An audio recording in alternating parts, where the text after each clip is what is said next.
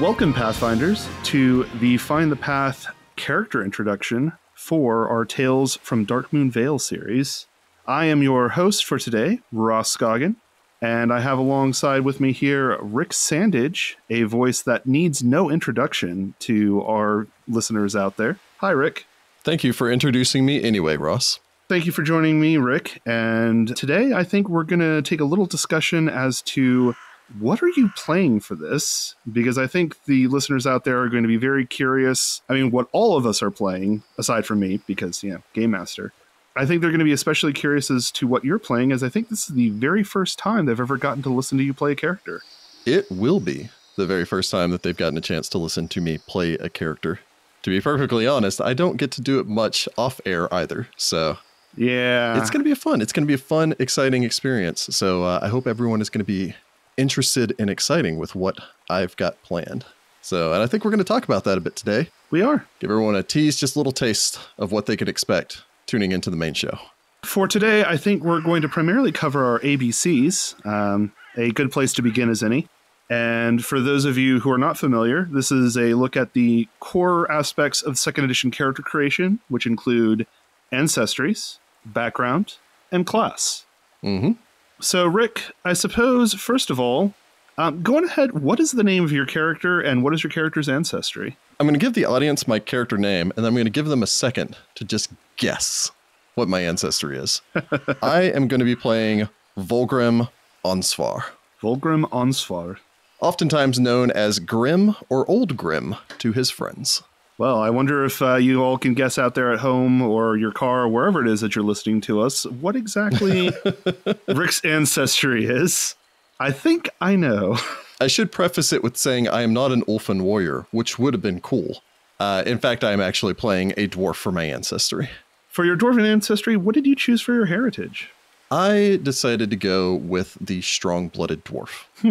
And I had a couple ideas exactly what direction I wanted to go, but the strong-blooded dwarf is kind of just quintessential dwarf. He's great against poisons and all the rest of that, so that's the standard. Can drink for days and days and not have to deal with liver failure, all the assorted things that come with being a dwarf.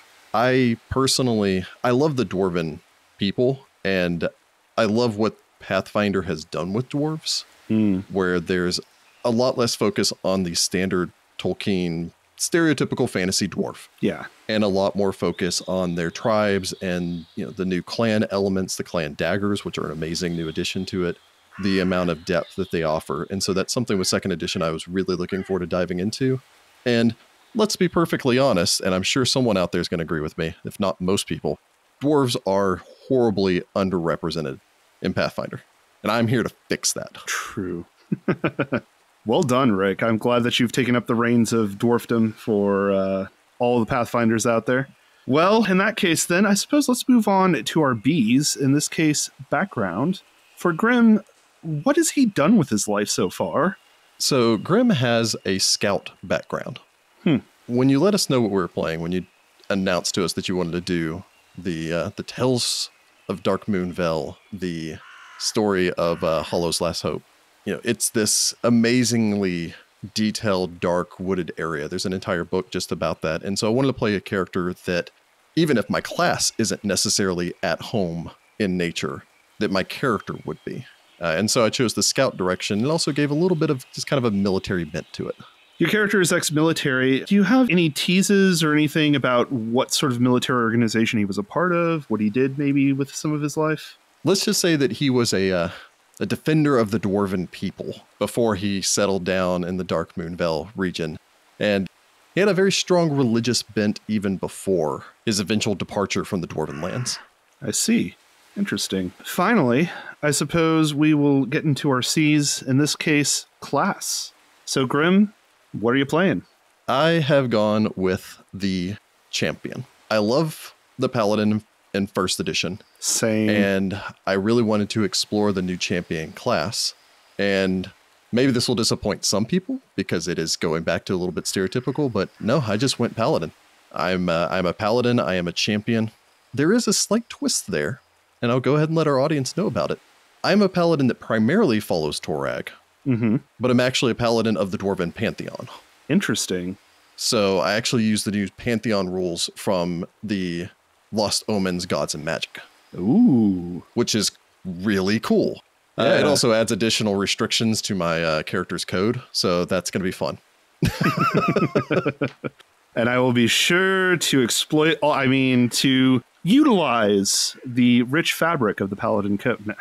Absolutely. I'll admit I'm a big fan of the champion myself, so I'm excited to see how this plays out. And I guess one last thing. I figured that we'd go through the Darkmoon Vale, which will serve as our D in this case. A little bit of bonus tease here. So what does your character do in Darkmoon Vale? Old Grim, he is a venerable dwarf because I can be as old as I want to and not take stat penalties in 2nd edition. Woo! And so he is an old retired dwarven warrior, a champion who served in the church for years, who, after tragedy has befallen him, retired alone to Darkmoon Vale, a region near where he himself grew up, and has a small apple orchard. Ooh, I like apples. Outside of Falkenholt, about 5 miles or so outside of town, close enough to be there, but not so close as to be a constant issue, where he grows apples and makes extraordinarily strong apple cider. Nice. I like it. And he now lives there with his daughter-in-law and his granddaughter, whom he takes care of, and will do anything to protect from any threat, be it man or monster.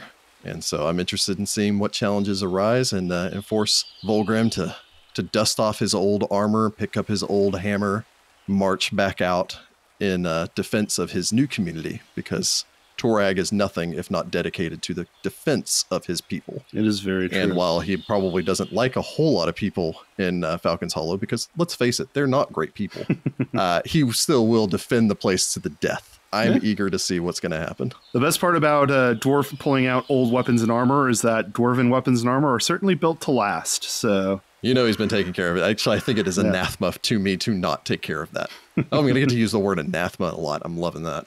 Yeah, true. Well, then I guess we'll leave it there, but I am looking forward to seeing Volgrim in action, and I'm sure the listeners out there are as well. And thank you so much for joining me today, Rick, in discussing your character for our new series. Well, that's all from us for today, Pathfinders, but good luck out there, and we will see you next time.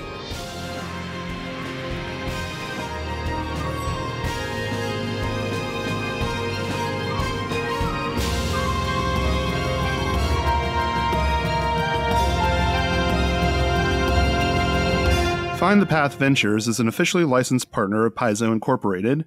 Hollow's Last Hope is copyright 2007. Hollow's Last Hope and the Game Mastery module line are trademarks of Paizo. All Game Mastery images are property of Paizo and used with permission.